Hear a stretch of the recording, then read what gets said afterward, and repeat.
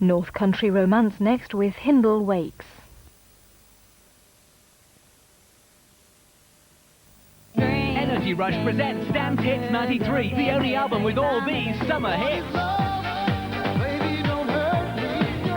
Energy Rush, Dance Hits 93. The second dimension. Energy Rush, Dance Hits 93. It's thumping.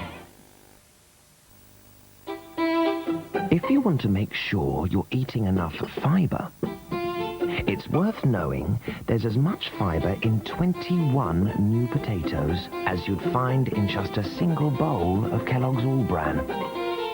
Kellogg's All Bran, a great fibre provider. When is All Bran not All Bran? When it's cherry and nutmeg loaf. You'll have a good time, just call friends. You'll really have a good time and make new friends. 0898 23 23 23.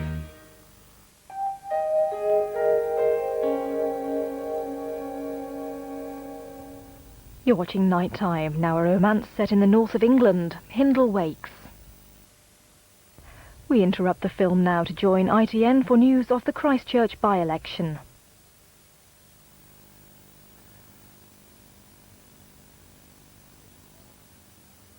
Hello, we're going over live to the Christchurch by-election where the returning officer, the High Sheriff of Dorset, Richard Grosvenor de PELET, is about to announce the result. I can tell you that we have heard that the Liberal Democrats have won, inflicting one of the biggest ever defeats on the government. We think, and these are of course provisional figures, we think that the Liberal Democrats have got about 33,000 votes. The Tories back in second place with 16,000, which would give them a majority, give the Liberal Democrats a majority of about 17,000. We'll be hearing those results in full in a moment. The returning officer has got a lot of candidates to get through, so we won't actually be hearing from the major parties for quite some time. He's going to announce the candidates in alphabetical order. As I say, he's got a lot of them to get through. There are 14 of them in all, and he'll be starting with some of the minor parties. There are some of the minor parties there, as you can see, the exotic Lord David Such, the Alfred Chicken Party, and such like. We'll be hearing their results early on, but there is the returning officer, I think, coming through, just checking some of the results. Before we hear from the returning officer, let's just talk quickly to our correspondent down there, Mark Webster. Mark, can you confirm the figures that we've got so far, that the Liberal Democrats have taken this quite comfortably? Yes, it's looking like not just a bad defeat for the government, but a catastrophic defeat for the government here. It looks as though the swing may be anything up to 35-odd%. Now that, provided it's confirmed by the returning officer, would be the biggest swing against the government literally since the Second World War. The only other one that came close was in 1972 in Sutton and Cheam, which was a swing of some 32%. Now that clearly means that the voters of Christchurch want to send a message back to Mr Major that they are deeply unhappy with the things that are going on, particularly VAT on fuel came up.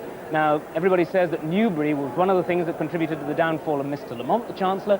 The question is what on earth Mr Major can do to respond to the voters of Christchurch. Now they've said quite clearly they don't want to back off on VAT on fuel, so the question will be left with them.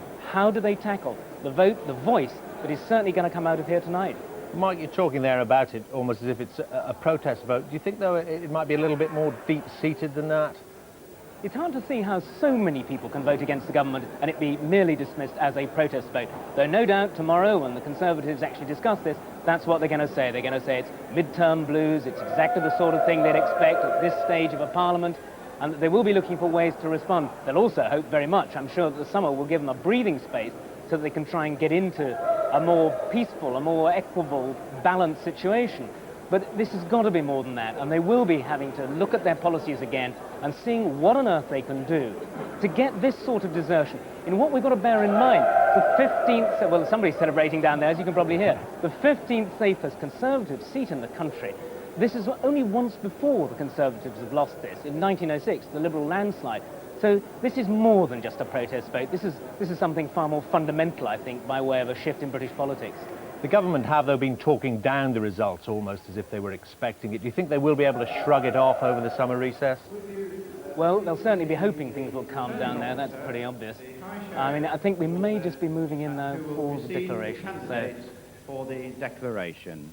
OK, let's hear that declaration from the High Sheriff of Dorset. There he is, the exotically named Richard Grosvenor de PELET.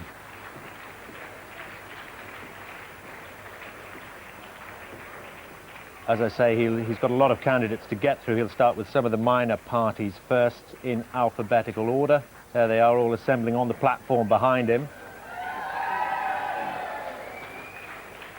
Any moment now we should be getting those figures.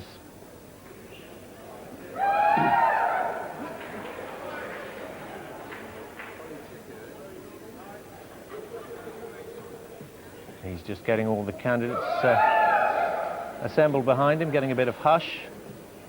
Ladies and gentlemen, election of a member to serve in Parliament for the Christchurch County constituency. Declaration of result of poll. I, Richard Guy Grosvenor de PELET, High Sheriff of Dorset, the returning officer at the election of a member to serve in Parliament for the Christchurch County constituency, held on the 29th of July, 1993, do hereby give notice that the number of votes recorded for each candidate at the said election is as follows. Bannon, Independent Andrew Conservative. Patrick Peter, 357 votes.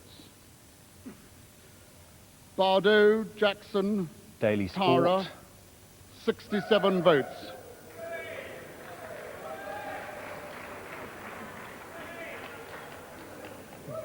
Belcher Mark Duncan, Ian for 23 King. votes.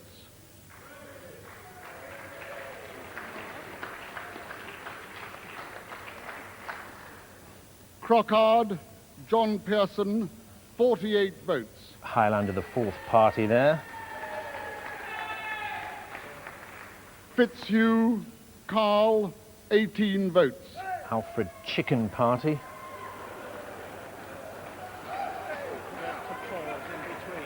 Yes. Griffiths Mark Roderick Francis, 45 votes. That's the Natural Law Party. Coming up next is the Conservatives. Hayward Robert Anthony, 16,737 votes. Holliman Peter Anthony, 60 votes.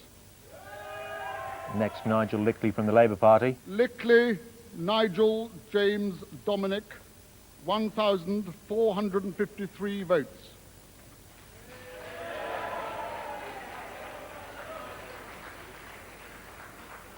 Maddock Diana, Liberal Democrat. 33,000.